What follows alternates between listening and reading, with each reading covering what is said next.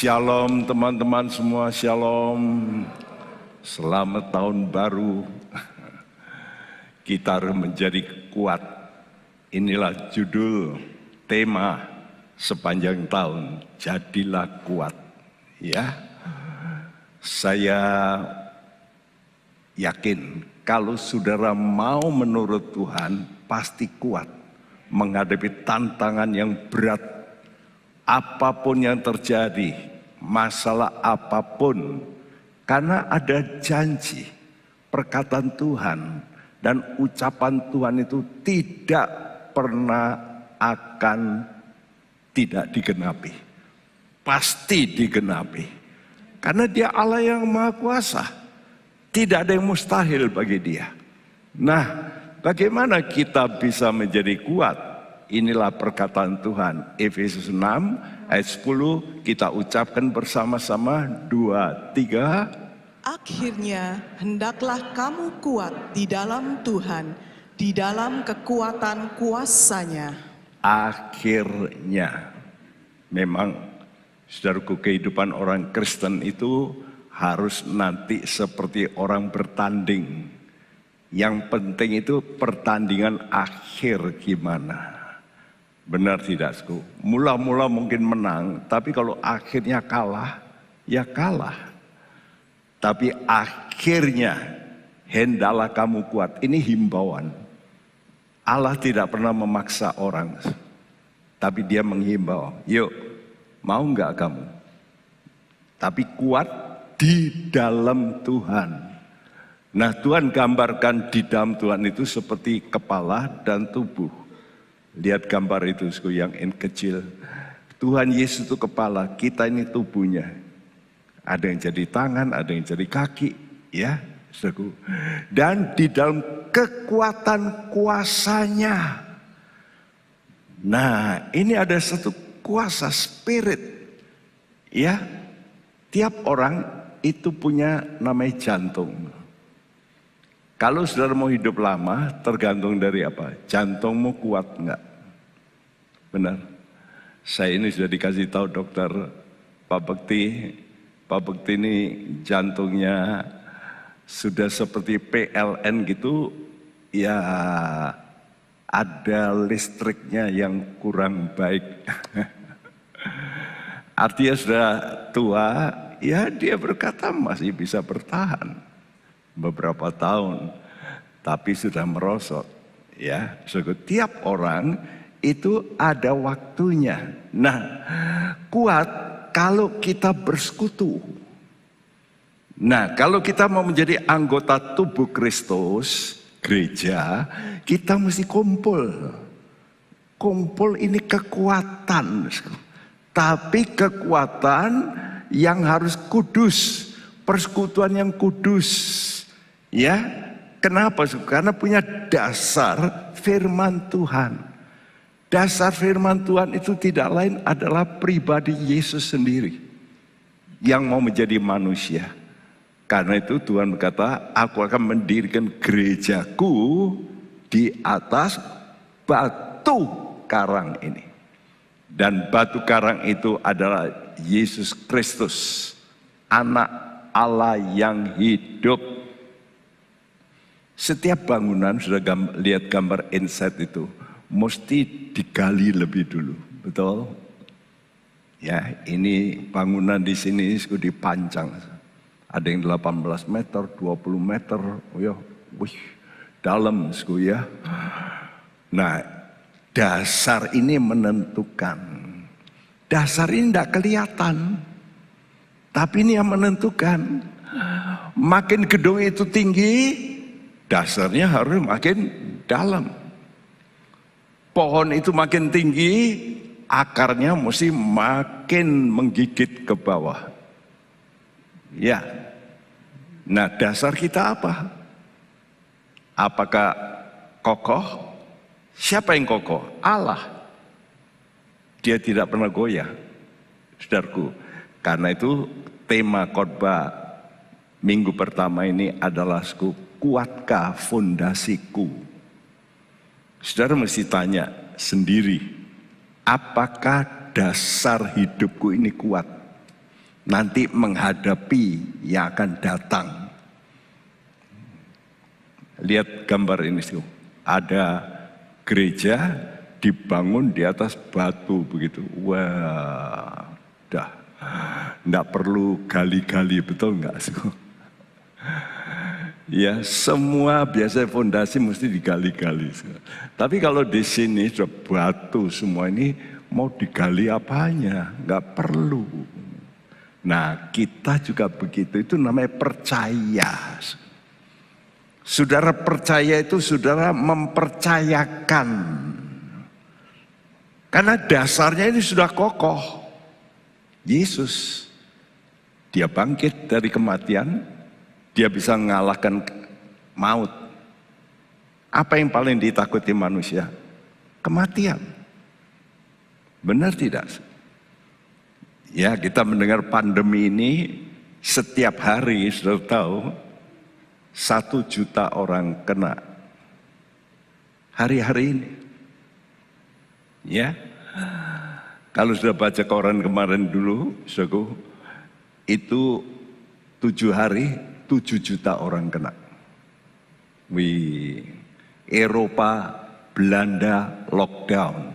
Indonesia masih bisa ke gereja begini. Di Eropa ini lockdown, banyak yang kena. Jadi kita ini beruntung, karena Tuhan ini cinta Indonesia. Hebat. Kenapa? Karena ya Tuhan kasih matahari yang lebih kuat.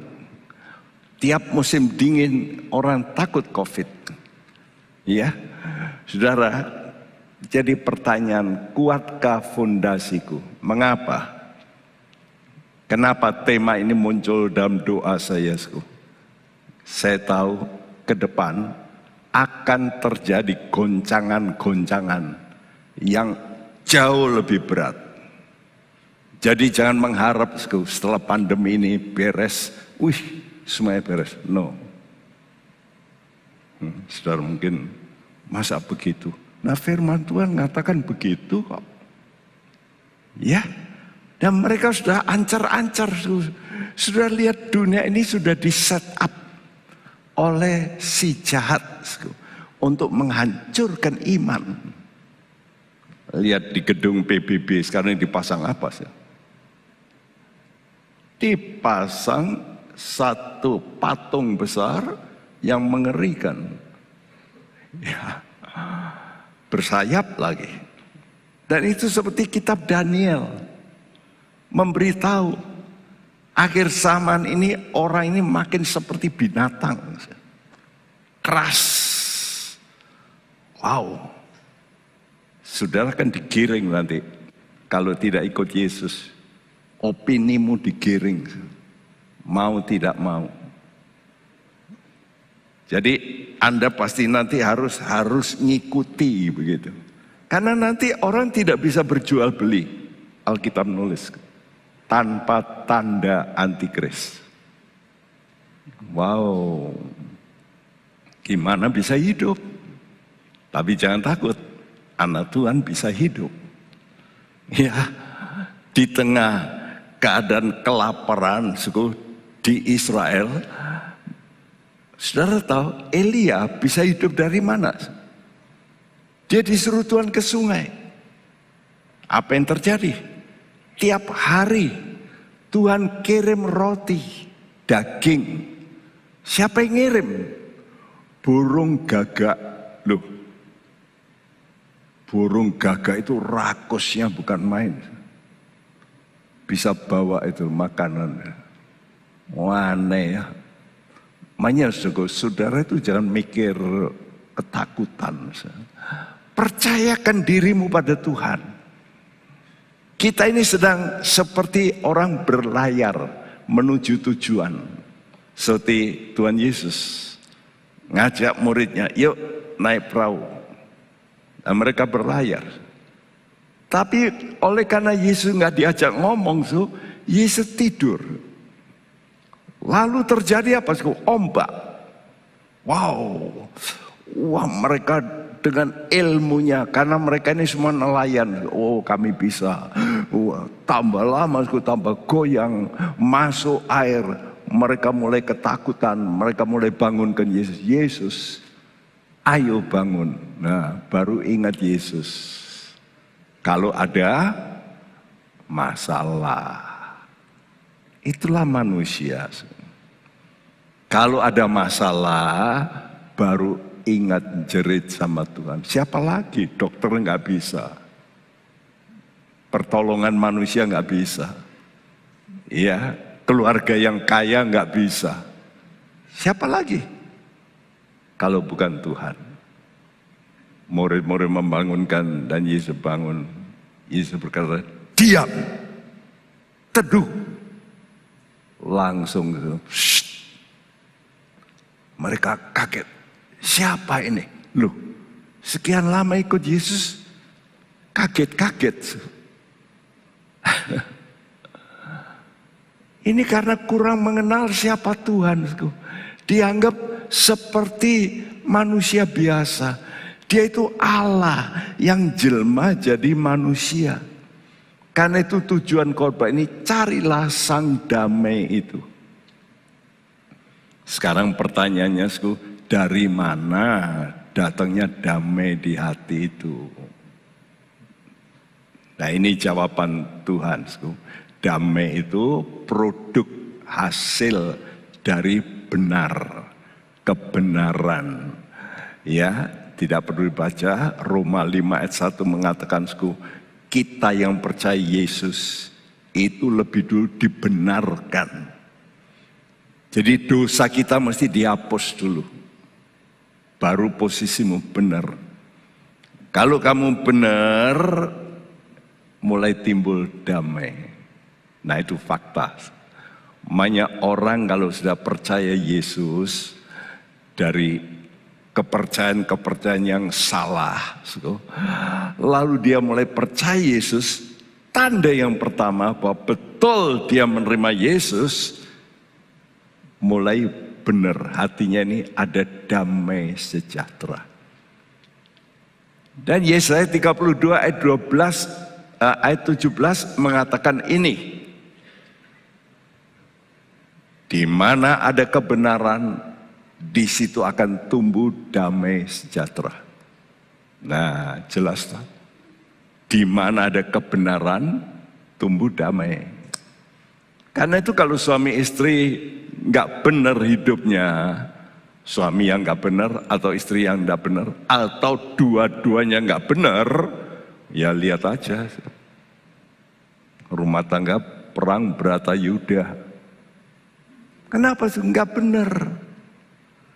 Anak dengan orang tua nggak benar, ya, makanya kita mesti belajar benar ini. Dan benar ini seringkali harus bayar harga, ya. Bayar harga artinya kadang-kadang kita itu rugi kalau benar, ya. Kadang-kadang kita sebagai pedagang saja mencuri-curi. Ya, timbangan, dikasih bandul. Karena itu lihat kalau ke pasar, saya melihat timbangan ini begini enggak. Ya, kalau dulu itu ya, sekarang enggak ada timbangan gini-gini. Pakai komputer semua. Tapi kalau dulu begini, orang supaya dikelabui, mesti dikasih bobot lebih dulu. Jadi memang orang lihat bobot ya gini. Nah, sebetulnya kalau diangkat bobot itu, dia enggak begini. Ya dikasih apalah sedikit. Ya. Ya, saya juga diajari engku saya gini loh. Kalau kamu lihat beli kain itu orang kan 1 meter, ini dia tangannya ini sudah ngambil sedikit. Tapi kalau berpuluh-puluh meter, berapa itu? Kita mesti belajar untuk benar. Ya, coba kalau sudah bangun satu bangunan tinggi, lalu sudah panggil insinyur itu nggak benar. Ini terjadi gempa bumi di Taiwan. Kenapa kadang-kadang gedung tinggi ini bisa roboh gini? Ternyata lalu diselidiki pemborongnya. Saudara tahu dari ini untuk bahan dasarnya di bawah itu kaleng-kaleng rosokan. Berani ini. Ya pokoknya cuan banyak. Itulah manusia. Kalau sudah roboh, ditangkap. Banyak yang mati. Bangunan fisik, coba saya lihat ini bangunan. Mesti dibikin dasar yang kokoh, fondasi yang kuat. Begitu juga hidupmu. Kamu punya fondasi yang kuat tidak? Di mana letak fondasimu? Roh, spirit. Manusia itu punya 3. Roh, jiwa, tubuh. Pohon itu hidup. Tapi dia tidak punya jiwa. Jiwa mesti ada darahnya. Pohon itu hidup. Dia punya sel. Tapi dia tidak punya darah.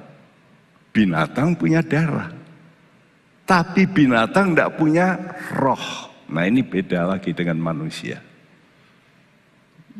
Kalau roh itu bisa memikirkan jauh, ya, jadi bisa mengangan-angankan. Nah, binatang bisa angan-angan, nggak bisa. Burung emprit sarangnya begitu, 1000 tahun yang lalu gimana? Sama. Iya tak? Binatang-binatang semua itu rutin, sama diulangi. Kenapa? Tidak punya spirit roh. Orang ini punya spirit. Nah spirit inilah yang harus kuat. Kalau saudara spiritmu itu lemah, maka spiritmu itu nggak bisa nunjang waktu engkau ada problem. Ya, seperti bangunan yang di atas saya gambarkan fondasi, itu mesti dengan perhitungan yang benar. Begitu juga hidup kita, ini rohanisku. Hidup kita mesti punya dasar yang benar. Saudara sekolah dimulai dari mana? SD. Hitungannya 1 tambah 1, 1 kali 5, 10 bagi 2. Ya sah? Nanti terus akar, logaritma, wah itu lebih sukar lagi. Tapi kita belajar di situ. Ya. Nah, Amsal 18:14 berbunyi ini sudah saya terjemahkan semacam ini. Bacakan. Semangat atau roh seseorang dapat menanggung kelemahannya, tetapi siapa akan memulihkan semangat yang patah? Ya, orang mengerti semangat. Nah, semangat itu roh. Roh seseorang dapat menanggung kelemahannya. Tapi siapa yang dapat memulihkan semangat yang patah?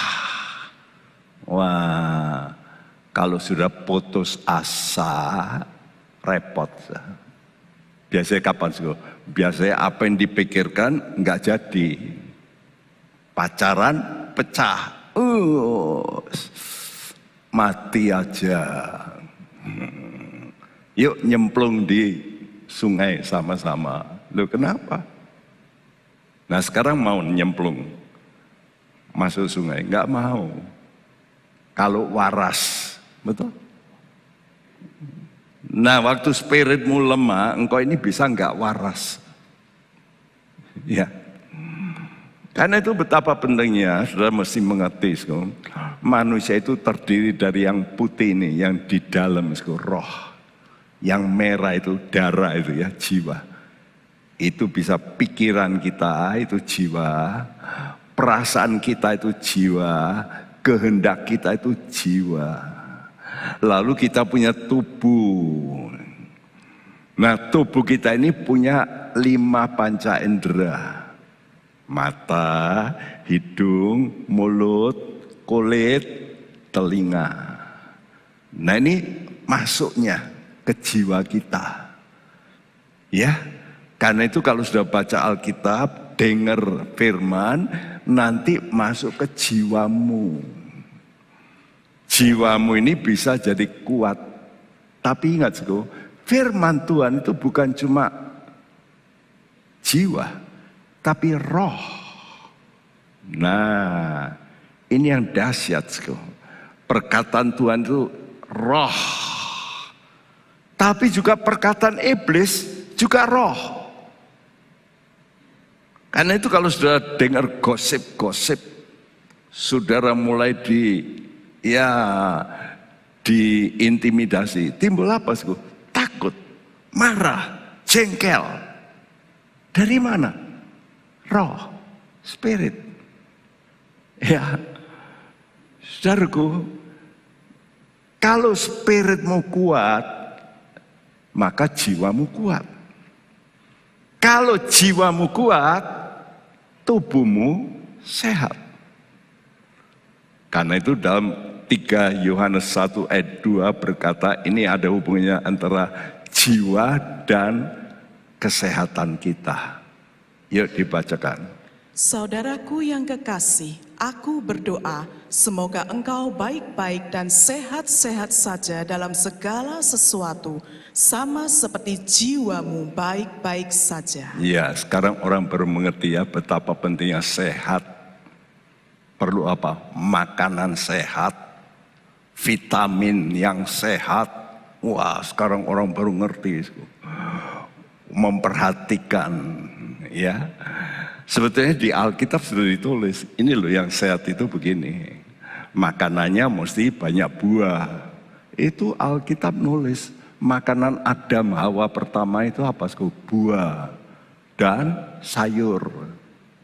Nah, sekarang kalau saudara nggak suka buah, nggak suka sayur, daging terus, lihat aja. Anjing suka sayur nggak? Suka daging? Suka. Jadi apa? Galak. Makanya kalau saudara suka makan daging terus, blood rate-nya tinggi gitu ya. Jadi saudara mesti seimbang ya. Sekarang boleh, saudara boleh, kata Tuhan bolehlah sekarang. Tapi kamu mesti tahu dasar yang aku kasih dasar itu buah dan sayur. Itu memberi fiber ya, fiber, serat.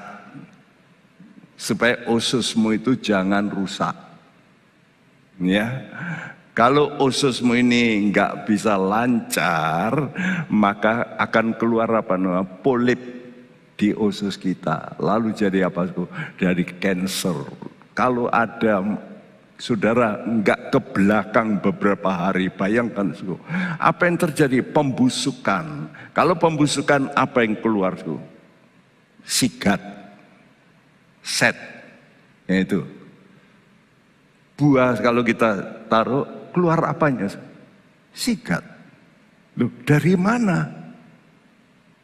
Apa jalan-jalan sigatnya itu masuk? Enggak, ya di dalam. Nah, dalam tubuh kita ini juga banyak bakteri. Ya. Makanya sudah bisa sakit. Tapi kalau sudah makannya betul, bakterinya nggak bisa dikasih makan. Tapi kalau makanan salah, nah itu suka nih bakteri.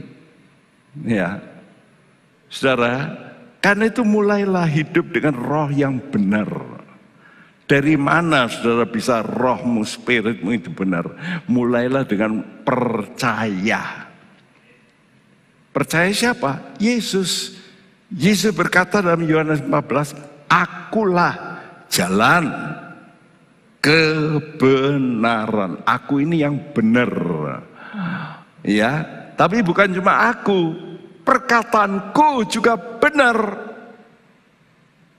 Kamu harus percaya dan menerima perkataanku dan turutilah perkataanku. Nah, karena itu siapkah saudara menerima nasihat kebenaran? Kenapa saudara datang ke gereja? Ya untuk mendengar nasihat. Tapi banyak orang ke gereja dengar lupa. Tidak dilakukan nasihatnya. Dokter sudah kasih tahu nggak boleh. Kamu ini kolesterolmu tinggi. Tidak boleh makan ini. Makan. Kamu ini diabetes. Wah, suka nih gula. Ya sudah. Cepat apa? Game. Betul? Kita juga begitu. Spirit kita kacau. Kalau kacau itu jengkel, benci, nah itu kacau. Mana saudara mulai benar itu damai spiritmu. Nah, saudara mau terima nasihat apa enggak? Ini pertanyaannya. Ada seorang yang namanya Joshua. Orang ini siap menerima kebenaran. Waktu dia dengar nasihat Tuhan, lalu juga nasihat hamba Tuhan Musa. Karena itu Tuhan memakai pendeta-pendeta. Memang ada yang salah. Pendeta salah, ya ada banyak juga. Tapi tidak semua pendeta salah. Ya. Asal pendeta itu betul-betul memberikan firman Tuhan, makanan utama. Ini nasihat Tuhan. Karena itu hamba Tuhan juga mesti dekat sama Tuhan untuk dengar apa ya yang mau dikhotbahkan. Jadi kami ini pendeta-pendeta harus berdoa dulu untuk menyampaikan ini loh. Ya, saya sudah kasih ya draft kepada semua pendeta di tempat kita. Tahun ini kita bicara jadilah kuat. Nah, nanti saya kasih dasar-dasar sebulan, lalu mereka cari juga berdoa. Ya, jadi Joshua ini siap. Kebenaran itu diterima. Ini di atas gunung. Waktu Musa ini mau mati, tapi dia masih bisa naik gunung. Musa itu waktu ini 120 tahun umurnya. Naik gunung. Dan dia pesan-pesan pada Yosua. Tuhan berkata, aku akan mati. Kamu penggantiku. Dengar ini. Ya. Dan mari kita bacakan Yosua 1 ayat 1 dan 2. Sesudah Musa hamba Tuhan itu mati, berfirmanlah Tuhan kepada Yosua bin Nun, abdi Musa itu demikian. Hambaku Musa telah mati, sebab itu bersiaplah sekarang, seberangilah sungai Yordan ini, engkau dan seluruh bangsa ini menuju negeri yang akan kuberikan kepada mereka, kepada orang Israel itu. Ya, siapa yang suka menurut? Kalau sudah di rumah, siapa yang suka menurut? Ya pembantu. Tengah malam ada tamu. 6, bangun 6. Bikin kopi. Terus bangun ngamuk-ngamuk. Aku lagi tidur. Kok dibanguni? Boleh begitu? Nggak boleh. Mesti apa? Dengar, nurut. Jadi ini loh, yang penting ini loh. Spirit kita ini mesti spirit kehambaan. Orang kalau makin sombong, makin sulit dengar.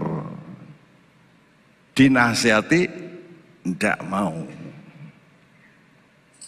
Nah, jadi kalau saudara tidak mau nurut sama firman Tuhan, itu tanda saudara itu tinggi hati, sombong di mata Tuhan. Ya, di sini ada seorang namanya Yosua. Ya, sesudah Musa hamba Tuhan itu mati, berfirmanlah Tuhan kepada Yosua bin Nun, abdi Musa. Jadi waktu dia sebelum menjadi pengganti pimpinan umat. Waktu itu 3-4 juta orang dipimpin Musa. Tanpa logistik. Tanpa. Karena tiap hari Tuhan kirim logistik dari langit. Ya. Dengan tongkat Musa pukul, laut terbelah. Dan Yosua tahu, wah ini pemimpin. Dia lalu apa? Jadi abdi. Abdi itu budak. Budak Musa bawa apa? Pakaian, minuman untuk Musa. Dan orang inilah, anak muda ini. Waktu itu dia ikut naik ke gunung 40 hari. Dia juga ikut bersama Musa berpuasa. Ini jarang ya anak-anak muda itu mau sendiri gitu. Biasanya ingin kumpul terus. Lihat kalau sendiri itu rasanya waduh. Nah itu kelihatan gitu. Anak-anak muda yang suka bukan menyendiri terus, bukan. Tapi sudah bisa menarik diri. Diam. Dengar nasihat Tuhan.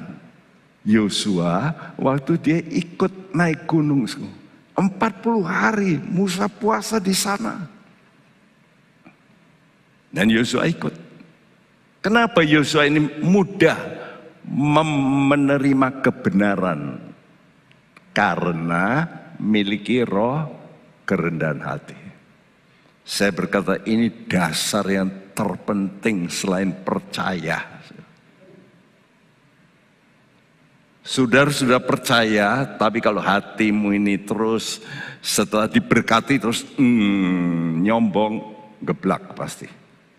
Pasti. Itu sudah pasti. Dan itu lihat di Alkitab. Orang-orang yang dipakai Tuhan hebat, jatuh. Raja Asa hebat, dia bisa mengalahkan 1 juta tentara zaman itu. Akhirnya apa? Jatuh. Saul hebat mula-mula. Tapi terus oleh karena iri hati, sombong, jatuh. Jadi percaya saja enggak cukup. Saudara, ini titik yang paling penting ini. Percaya itu gampang, tapi rendah hati itu sulit. Ya, Yosua sebagai abdi Musa diingatkan Tuhan. Setelah Musa mati, lihat itu hambaku Musa. Kenapa Tuhan ngomong begini? Untuk ingatkan Yosua. Yosua, dia pemimpin besar bangsa Israel. 3-4 juta dipimpin oleh dia. Tapi dia tetap mau dengan aku sebagai apa? Hamba. Ini loh, spirit ini harus kita jaga hati-hati.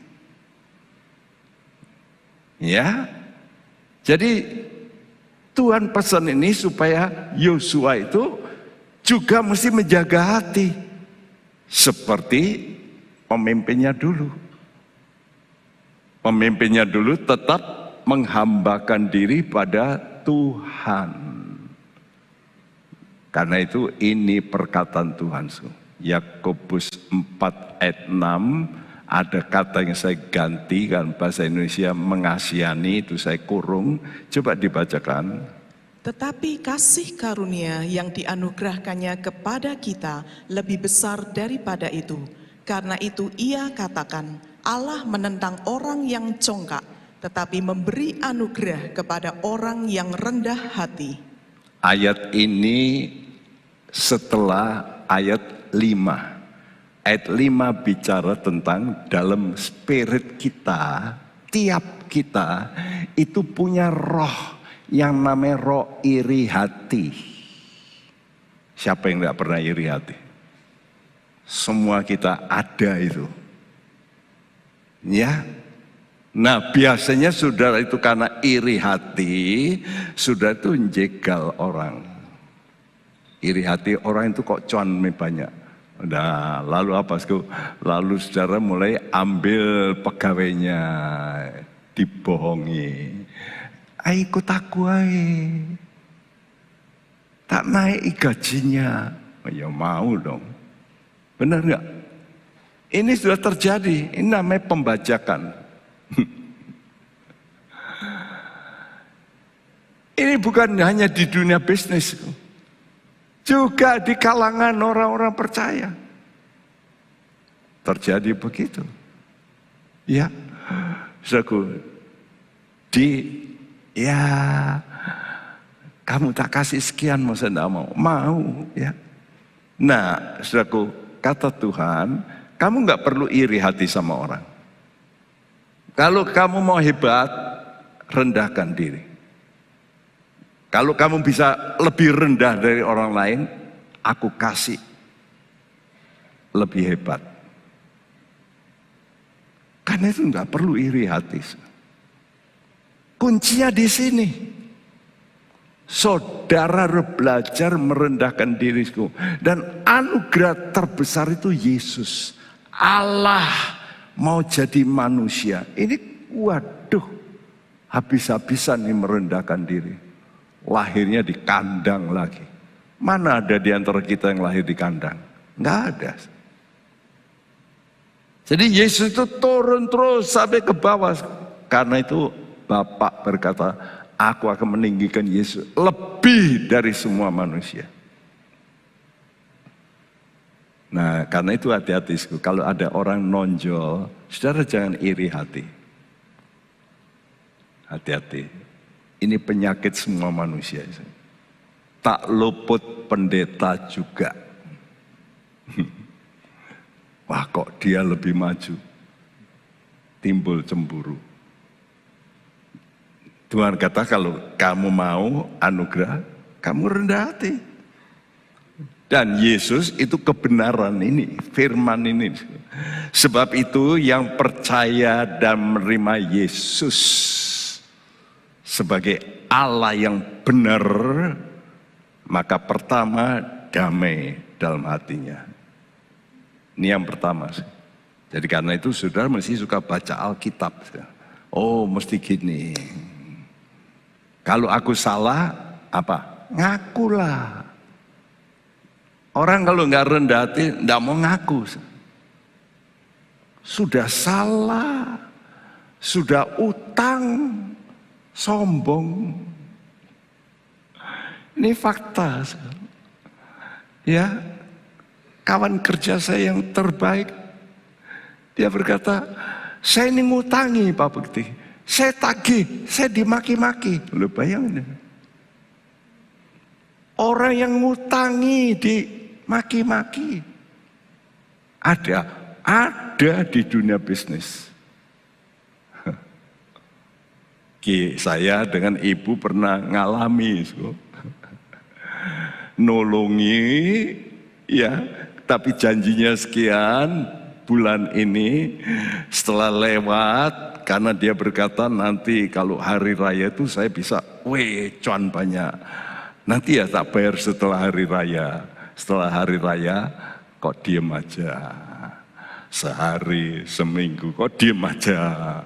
Ya 2 minggu kok diem aja. Sebulan kok diem aja. Ya kita tanya kok. Ngamuk. Wah, saya berkata, wah persis perkataan Tuhan nih. Jadi pertama, saudara mesti apa? Benar. Benar dari mana? Dari perkataan Tuhan. Terima. Yang kedua, kalau mau benar, ngomong yang benar. Karena omonganmu itu dahsyat. Tuhan kata mati hidup di lidah. Siapa yang suka ngomong benar, nanti dia petik hasilnya. 1 Petrus 3 ayat 10 dan 11 berkata, siapa yang mau mencintai hidup dan mau melihat hari-hari baik, Ia harus menjaga lidahnya terhadap yang jahat dan bibirnya terhadap ucapan-ucapan yang menipu. Ia harus menjauhi yang jahat dan melakukan yang baik. Ia harus mencari perdamaian dan berusaha mendapatkannya. Siapa mau mencintai hidup? Saudara mau hidup enggak? Dan mau melihat hari baik di depanmu. Jangan sampai nanti setelah tua harimu enggak baik. Lebih baik enggak baik lalu jadi baik, betul enggak? Tapi lebih baik, baik terus lebih baik, makin baik. Nah itu paling baik. Sudah masih menjaga apa? Siapa mencintai hidup dan melihat hari-hari baik. Kita kan enggak tahu ya di depan kita, hari depan kita. Tapi kalau sudah mempercayai pada Tuhan, pasti baik. Karena itu kata Tuhan apa? Ini loh, lidah, bibir, mulut, jaga. Jaga apa? Cari perdamaian. Nah, perdamaian, kalau namanya perdamaian mesti berapa orang? Minimal 2 orang. Kalau sudah kelompok sama kelompok, ya suku dengan suku, berdamailah suku itu. Negara dengan negara, damailah. Ya. Dulu orang suka berdamai untuk memerangi. Itu di mana-mana dulu, merger kekuatan untuk apa? Untuk menghantam yang lain. Loh itu bukan damai itu. Ya, damai untuk ini tapi musuhan untuk yang lain. Karena itu dunia ini terus bergulir, kerajaan demi kerajaan runtuh dari dulu. Kalau saya membaca, waduh, ada satu kerajaan yang paling kejam di dunia ini. Namanya kerajaan Assyria. Asyur. Wah, kalau saya baca itu mengerikan. Orang kalau sudah ditawan, di lobangi aja hidungnya, jos. Kasih tali itu. Ratusan geret satu orang. Lah gimana sih? Kalau digeret hidungnya itu pakai tali. Nurut enggak? Goyang sedikit gimana? Ya sakit. Saya lihat gambar-gambar orang ditusuk dari anus ya. Pakai bambu tajam, kayu tajam. Shrat. Sampai kepala. Tancapkan. Jok. Supaya musuhnya takut. Assyria. Nah, roh Assyria ini sering ditulis di Yesaya. Itu bayangan antikris. Jelas itu. Makanya kalau saya mikir itu, saya ini mulai rasa Tuhan tolonglah anak-anakmu. Mbok ya sungguh-sungguh ini sudah dekat ini loh di depan mata ini. Ya. Karena itu hubungan kita dalam suasana damai itu karena apa? Pertama, perkataanmu mesti benar dengan Tuhan. Supaya engkau damai dengan yang maha kuasa. Yang kedua, perkataanmu benar dengan sesamamu. Jangan suka ngapusin, bohongin. Ya, karena cuan. Jangan. Nanti hubunganmu dengan sesamamu retak pasti. Kongsi-kongsi, lalu ngapusin, pecah, pasti. Karena itu masih jaga hubungan kita dengan Tuhan sebagai kepala, Kristus itu kepala, dan hubungan dengan sesama, jemaat Tuhan. Karena itu di gereja, kalau ada pertengkaran selesaikan. Kalau nggak bisa, datang kepada kami, pendeta-pendeta banyak. Bukan hanya Pak Bekti, banyak di sini sekarang konselor mendamaikan. Suami istri bertengkar, yuk datang daripada ke pengadilan, datang lebih dulu. minta nasihat supaya temukan titik temu. Ya. Nah, akibat suasana damai itu ada apa? Sukacita. Dan kata Tuhan, sukacita itu apa? Kekuatan. Engkau bisa kuat kalau punya sukacita. Karena itu ini loh, ucapan kita ini loh. Hati-hati. Karena itu Yosua diperingatkan oleh Tuhan seperti ini. Supaya mulutnya ini hati-hati. Supaya kuat. Yosua 1 ayat 7 dan 8. Hanya kuatkan dan teguhkanlah hatimu dengan sungguh-sungguh. Bertindaklah hati-hati sesuai dengan seluruh hukum yang telah diperintahkan kepadamu oleh hambaku Musa. Janganlah menyimpang ke kanan atau ke kiri supaya engkau beruntung kemanapun engkau pergi. Janganlah engkau lupa memperkatakan kitab Taurat ini, tetapi renungkanlah itu siang dan malam, supaya engkau bertindak hati-hati sesuai dengan segala yang tertulis di dalamnya. Sebab dengan demikian perjalananmu akan berhasil dan engkau akan beruntung. Sebab dengan demikian perjalananmu tahun ini akan berhasil dan akan beruntung, bukan buntung. Tapi beruntung, amin. Tahun ini tahun di mana sudah nanti bisa beruntung, amin. Gimana bisa? Kuatkan, teguhkan.